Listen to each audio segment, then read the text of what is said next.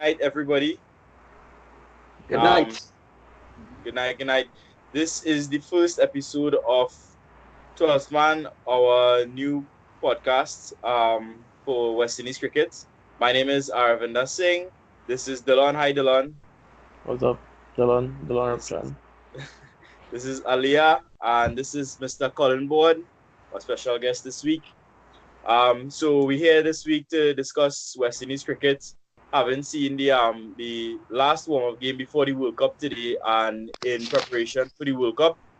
So first of all, I'd like to open the floor by saying well done to Shai Hope today with that century and good win today.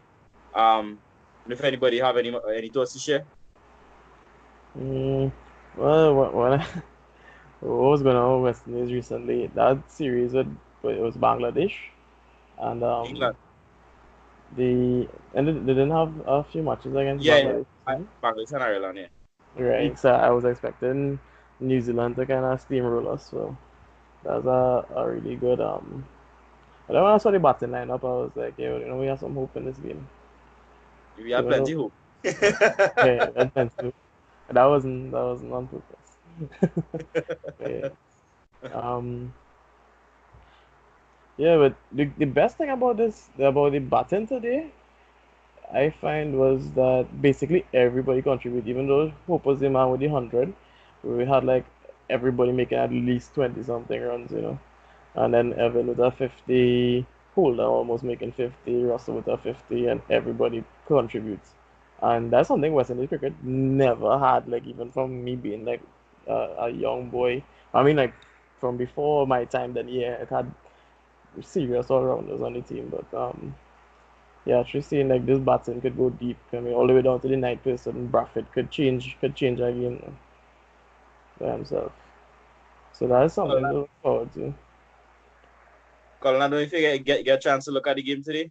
Yeah, if you have No, any, not at all. Um, no, I wasn't able to see the game today. I'd like to hear what the young lady has to say in terms of today's performance and the selection of the team and what she thinks sort of the preparation is like leading up into our first game. Oh, today I wasn't able to look at the game as well because I was involved at the mosque today. So all I know that the score was really high and all of the boys contributed. I think to further what Dylan said as well, I mean, New Zealand had 250 scores and a score of 100. West Indies had 250 scores and a score of 100. So really the partnerships and the extra innings, the extra 20, the extra odd 30 around the field, even the 18 that the 18 or 20 or that Profit put up in the end, that is what carried us over. And I think is we should really yes, it's our win. We win by over 70 runs, but New Zealand still put over 330 on we, which Mm. is which is something to really think about. If we have to rely on making 400 every game, that's something that's going to be a little bit unfeasible. Going forward, the bowling. I think the bowling needs to step up, and I think yeah, Ali would have mentioned before that you like Ocean Thomas. Yeah, you like Ocean Thomas and Roshan. I think they did well today. They bowled Well, pretty well. Thomas was the most expensive now. I looking at the bowling figures here, and the bowling was generally okay. Thomas was expensive. He was going at 11 over 66 runs from 6 overs. But he did get a wicket. After his first 3 overs, I Mm. think he only had 9 runs, so you get licks coming on to the, In the late overs. yeah. But his first couple overs were really good, really good. Oh, well, I see But the thing you Cottrell have to had the look at as best. well is the thing you have to look at as well is over 700 runs were scored today. Yeah, Yeah. So that tells you something about the wicket. So even if I know you made the comment about this, the team scored 300 plus against us, Mm. but we scored 421. So Yeah. it has to tell you, without even looking at the game, it has to tell you something about the type Yeah. of wickets that's being played. And I don't know if you're familiar with the grounds up in Brighton. That's a batting track. So you know that we expect high scores for this World Cup. They've brought in a team of curators that are actually handling the preparation of the wickets rather than the local talent. And the reason for that is to try to standardize wickets as much as possible Mm. because it's a spectator sport and if people like to see runs, fours, sixes. I think they've understood that T20 cricket is what is grasping the imagination of people because of the volume of runs and the way the game is being played in an attacking mode. Yeah. And I think they're trying to do a very similar thing with 50 overs, in that you want to get really, really high scores. So I expect during the course of the World Cup, you'll see totals in excess of 300 on a regular basis, particularly, which is odd because normally around this time in England, you still is where the bowlers are dominated, and you'll find into July, August, when it gets a lot drier, you'll then find batsmen then start to dominate. And that's, I think, one of the reasons why the ICC sent in its own creators to trim off a little bit of that grass, make sure the wickets are a lot flatter, so that the public gets to see not more domination from the bowlers. And the point you made earlier about West Indies bowlers, I think we have an area that is a little bit of concern. In terms of the batting, we're fine and we're batting fairly deep. But you got to get wickets and you got to contain. I think it's going to be interesting when the actual games kick off to see exactly how we're going to handle that pressure. Practice matches are what they're there for. From my understanding today, I did not see, but I looked at the scores. It seems to me that 15 people played and not a flat 11.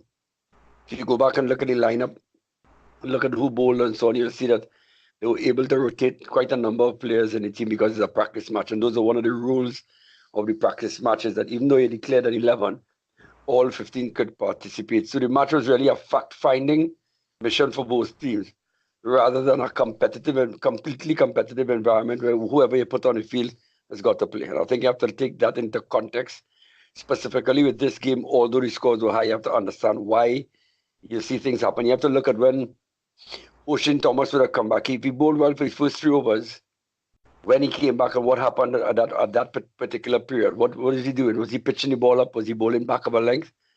You know, the scores don't tell you everything, but if you look closely and try to decipher deeply into it, it can give you a part story. Remember, this is preparation.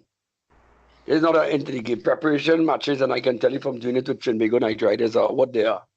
They're purely preparation. So don't let the scores fool you on either side of wickets.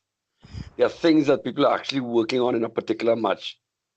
And they may go for 40 or 50 runs in that game, but there's a specific thing they're working on based on the next opponent that they're coming up to. Those are things you have to take into consideration when you're analyzing the game. Yeah. A really good insight there from Colin. I see Aliyah shaking her head. Yeah. So with respect to the first game, what do we expect to see in our first game for the World Cup? And do we think that there's going to be a score in excess of 500 in this World Cup for the first time? Well, if you get a score in excess of 500 for the first time, it'll be first time anywhere.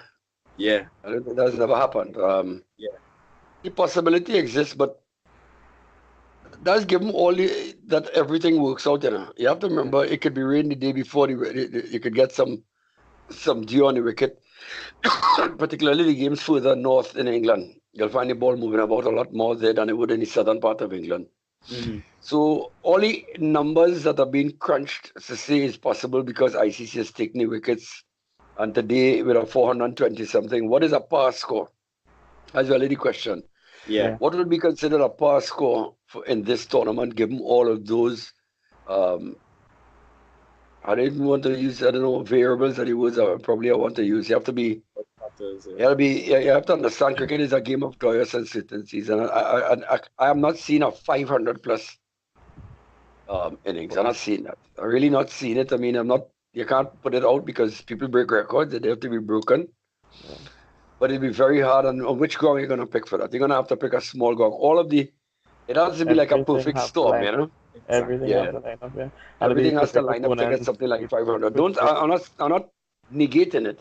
Yeah. But it's not something that I just think is going to happen randomly. It's going to, all the stars will have to line for something like that to happen. For sure. But what teams do you realistically think could like have a batting lineup to make a total like that though? India? West Indies? No, the thing is that I don't think that's so far-fetched because I mean literally. Yeah.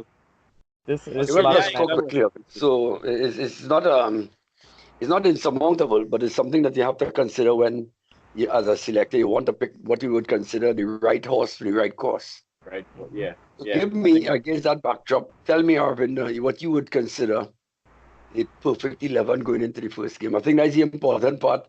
If we could go through what we believe is the best 11 and why, then when you look at that and you look at the bowling attack that they're playing against, you look at the conditions they're playing again, and then you can kind of say, okay, we believe these are the overs that they'll contain us in, and these are the bowlers that we'll target to then change the strike rate of a team. You figure maybe between the overs 13 and 20, where things will calm down right after the power play, who they'll most likely bowl, how many runs you want to milk off of them, maybe 4 5 and over without losing a wicket.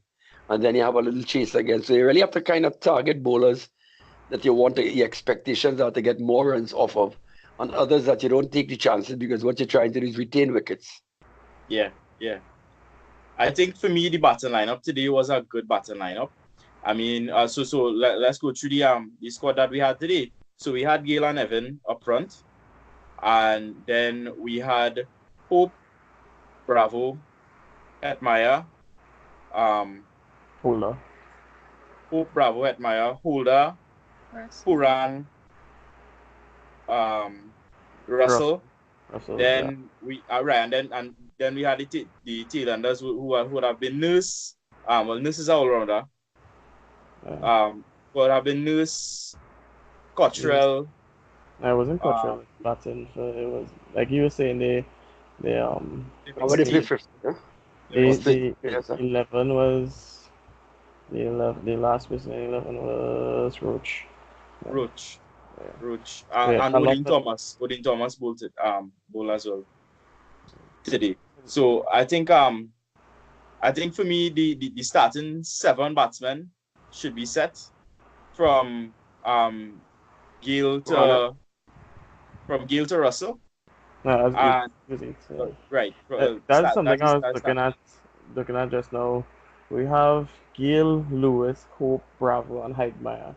1 to 5. And I'm thinking about, okay, if we need to capitalize on the potential of each one of these batsmen, they need to be like definitely 1 to 4. So maybe in a realistic situation, in a competitive situation, you think that they might leave one of them out, or that those 5 will play for sure, and maybe Bravo will be 5th, and to push Hetmyer up, or because Hetmyer have the potential to and Darren Bravo is gonna bat for. Yeah, I think for sure Bravo will bat for. I think they reached the point where they realize that classes is permanent and form is temporary, and they trust that, and they trust that, and they believe in Bravo. I think that's the point where they're at right now. And I have the experience now. He's been around the game. He may not be the best form yet, but the tournament hasn't started yet. He got some runs today, which is good to see. 25 off 26 balls, I think, which is good. Yeah. But he's a class player, so at any given time, you're going to give him the first option. If you look at the top lineup, you're going to get Gayle with experience, Evan with some level of experience, Shai Hope with very little experience, but a lot of class. Then you have Darren Bravo with a lot of experience now. And then you go into Hetmyer. So you're not going to run your top 4 with 3 out of the 4 with limited experience. It's not going to happen in a World Cup. So Darren Bravo is the one you want to slot in at number 4. He knows how to play the game and read situations. I think if there's any situation where you need someone to hold on in, or let's say we go down 3 wickets, he can pace himself. He can pace himself, and then at the back end he could go for it. So importantly for me, from Darren Bravo's perspective, is I don't think he's not rotating his strike as often as he should. Yeah, that's one of the areas I'd like to see him improve on. He's been around the game long enough, but I think if he's working with Shai Hope is really quick off the draw and he pushes you, and they forge a nice partnership. Hetmyer is going to play particularly one way until he learns to and gets a little more mature. You have 4 left-handers out of the top 5 batsmen, so that is going to influence the type of players, the bowlers from the opposition. If you look at that lineup, and then you add Puran to it again, you have another left-hander. We have a lot of left-handers in the team. And that may influence a left-arm seamer. Most teams would want a left-arm seamer bowling over the wicket to a left-hander because the ball then comes back. Most of the time it's coming back into them, which doesn't give them room to free their arms, and they have to play too close to their body, meaning that it's difficult for them to get the ball away unless they're flicking and playing across the line. Yeah? And everybody knows that Gayle has that issue. If you look at Darren getting out recently, it's a very similar thing with his back foot not moving across, getting onto the off stumpers.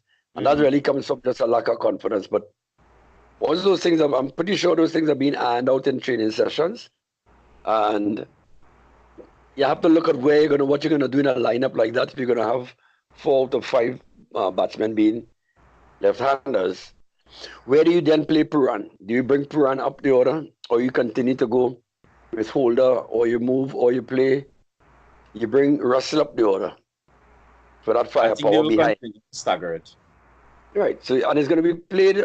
It's going to be played obviously. Remember, in a 50-over match, you really want to contain or keep as many wickets as possible because the formula is not that difficult, you know. The last 10, you want to get 100 in the last 10. Yeah. And it's possible to get 120 if you have the likes of Puran and Russell at the back end of it. If you could get anywhere to close to 250. I think Holder's come on leaps and bounds. Yeah, well, Holder is not one I would judge to do that. He can do it, but I'll quicker put my money on Russell and I'll quicker put my money on Puran. If you're going for that last 10. With one batsman batting deep, which could probably be young Bravo batting through the innings at that stage, he's pretty much on 50 or 60 if you're looking for large totals we're talking about. And then he could complement them because Darren can go just as hard and hit the ball just as far as any one of them. Once he's settled. He's not one to go from ball one. No. But if he's settled, he could do all the damage at the back. So it's a player that you won't want to get rid of. You want to keep somebody like that with the experience because he's a test cricketer as well. He knows how to concentrate for lengthy periods, so he can bat 50 overs is not anything difficult for him. Yeah. Whereas you still have players of Hetmeyer's quality that's still learning the art of being able to concentrate for lengthy periods of time. And that's why it's important that Darren Bravo will always play that middle role in the team. He's vital to the team. Yeah. Alia, do you think that any last minute changes would be required as we move forward into the real games and out of the warm-up matches? I think they need to pay more attention to their bowlers. I don't think we are totally prepared yet. I don't have much confidence in our bowlers yet. Who's the bowlers you think are the ones that should be starting? Let's say we have four starting bowlers. I like Cottrell. Right. O'Shane Thomas.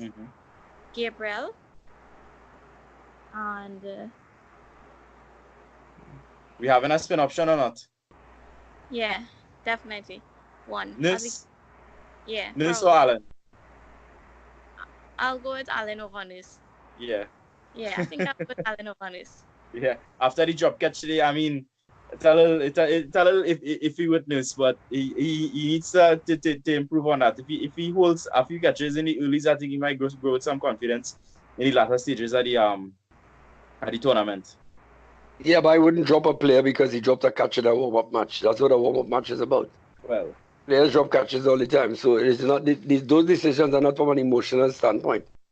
If he drops a catch and he's disappointed, so be it. You know, if he doesn't make runs today, so what you're looking for is the output of a player.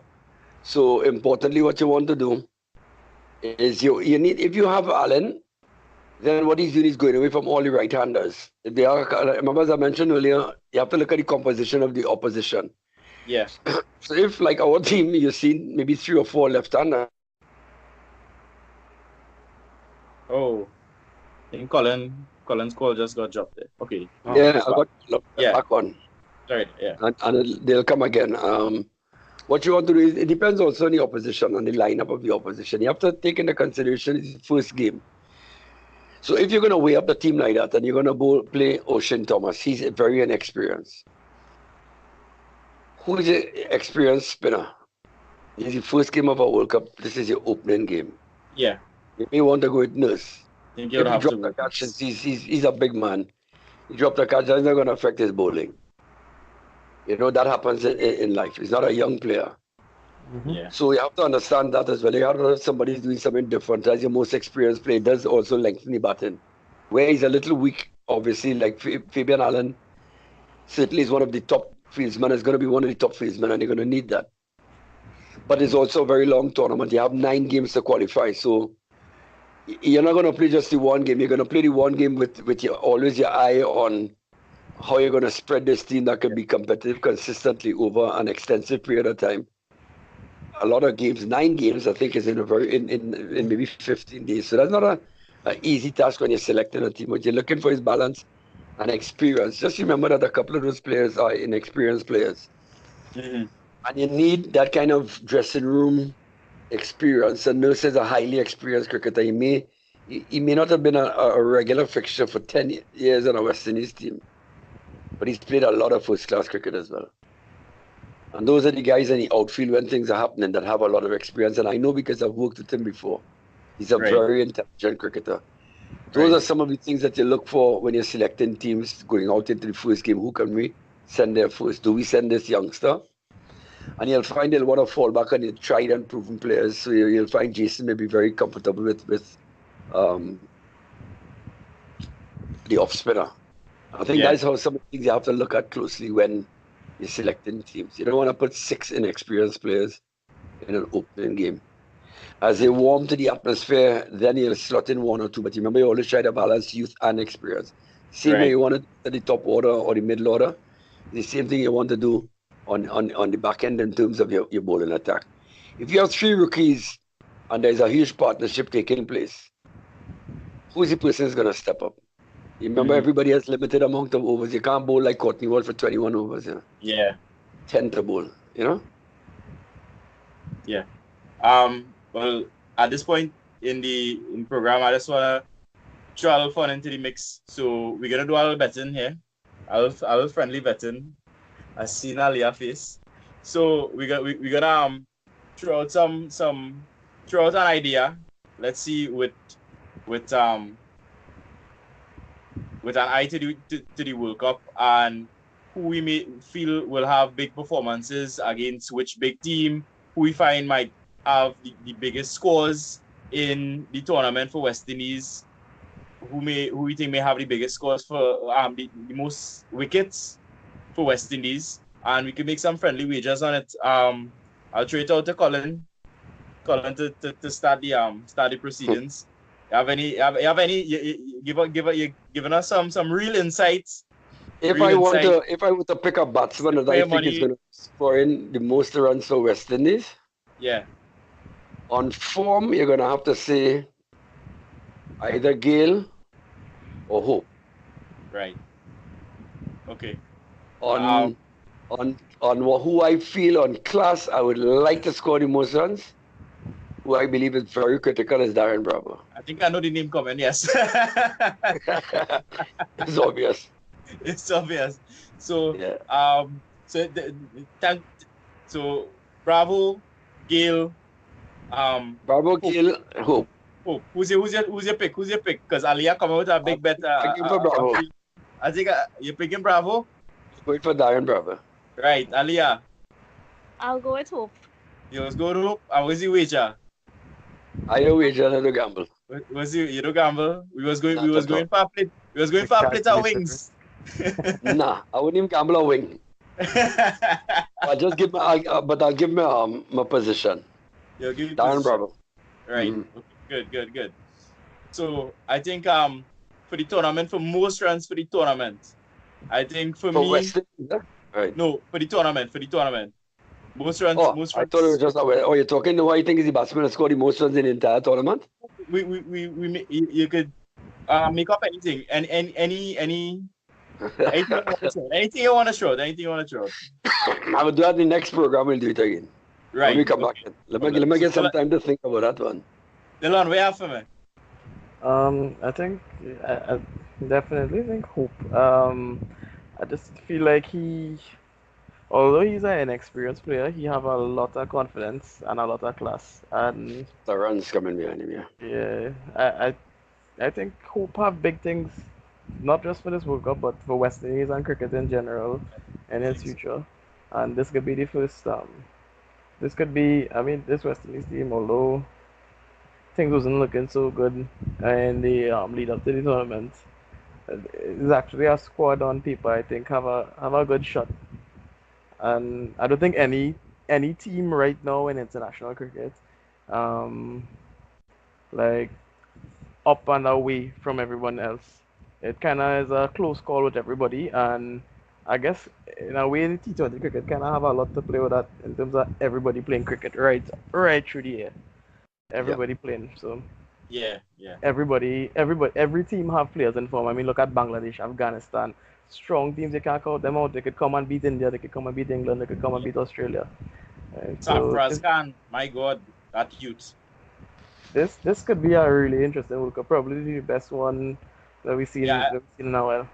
I think the fact that everyone plays everyone, that is one of the best ideas they could have come with because it lengthens the Yeah, World Cup. It lengthens how many games that you have. You will see a team play, and it gives you like a real idea of where your team is in the rank of all the other teams. Even better than the ICC rankings that they may have. I think this is the real acid test. yeah.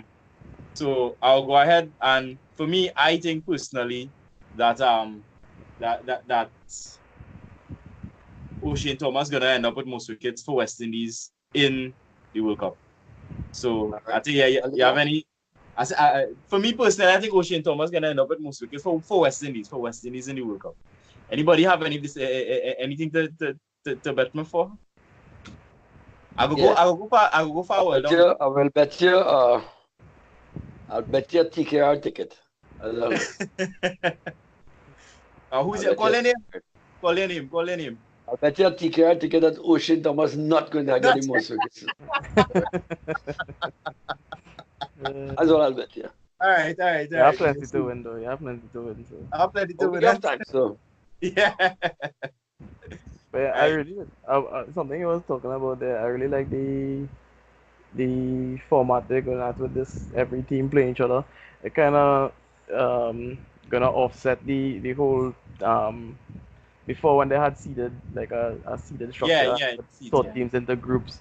Everybody gonna have to play everybody, and so yeah, you could have a high ranking because he was playing good last year, and that could have put you in a easyish group with.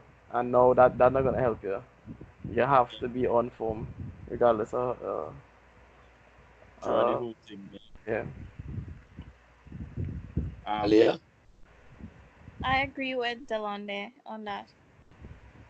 You have any thoughts moving forward? Ow. But Um, sorry, go ahead. Yeah, Colin. No, I've got to take off, unfortunately. Okay, no problem. All So I right. want to thank everybody. Thank you very much. It was a pleasure talking to you guys. We could do it again, but I really got to take off now because I have some things that I got to run and do. So thanks very much for the late night call. Pleasure meeting the two of you all. Yeah. And I'll see you guys again. All right, Yeah. Colin. Right. Have a good Take night. care. Yeah, same Same day, side. you guys. Bye. Take care. All right. So that was Colin Board, the manager of the TKR. So some really good insight from Colin there. And let me just hope I could win my one TKR ticket. Let me just You feel like you could donate it to your brethren who probably wouldn't have the money to buy tickets.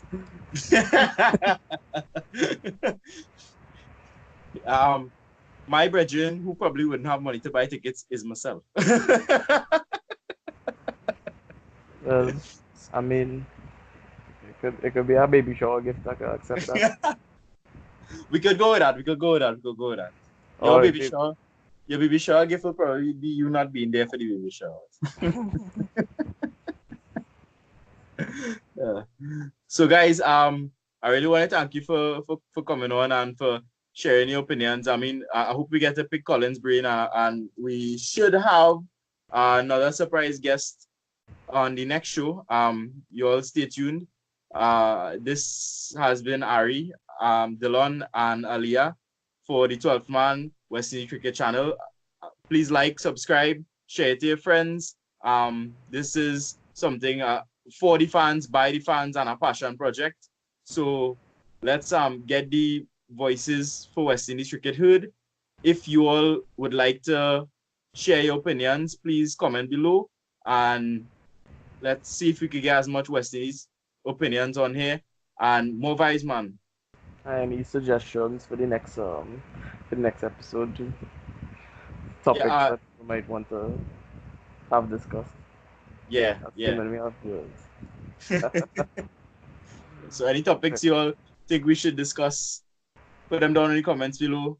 Let us hear from you.